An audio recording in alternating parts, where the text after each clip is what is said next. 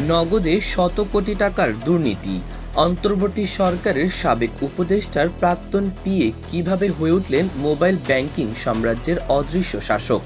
বিস্ফোরক এই অভিযোগ উঠেছে গণ অধিকার পরিষদের সাধারণ সম্পাদক রাশেদ খানের পক্ষ থেকে। তিনি দাবি করেছেন, আতিক মোর্শেদ নামের এই ব্যক্তি, যিনি একসময় উপদেষ্টা নাহিদ ইসলামের ব্যক্তিগত সহকারী হিসেবে দায়িত্বে ছিলেন, এখন নগদ থেকে প্রায় ১৫০ কোটি টাকা বেহাত করেছেন।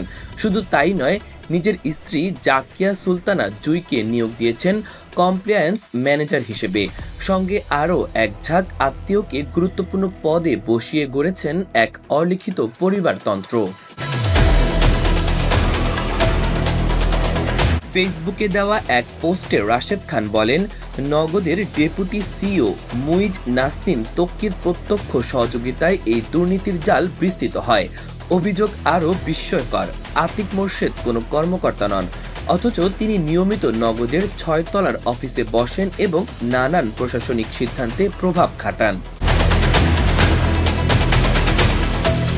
রাশেদ খান উল্লেখ করেন, দৈনিক মানবজমিনের অনুসন্ধানী প্রতিবেদনে বলা হয়েছে, এই দুজন মিলে নগদের অর্থ ও প্রশাসনিক কর্মকাণ্ড নিজেদের হাতে কুক্ষিগত করেছেন। এরই মধ্যে ডিবি পুলিশ ১৮ মে রাতে মুইজ তক্কিকে আটক করলেও পরদিনই কোনো মামলা ছাড়াই তাকে ছেড়ে দেওয়া হয়। অভিযোগ, এখানেও আতিক মোর্শেদের প্রভাব ছিল। রাশেদ খানের বিস্ময়, আতিক যখন নাহিদ ইসলামের পিএ ছিলেন তখনই এসব দুর্নীতির সূত্রপাত ঘটে। তাহলে নাহিদ ইসলাম কি সত্যি কিছু জানতেন না, নাকি যেন চুপ ছিলেন? আর নাহিদ ইসলাম প্রায় বলতেন, ধনীরা নাকি তাদের ডোনেট করে। সেই ধনীরা কারা? তারা নগদের টাকা পেলই বা কিভাবে?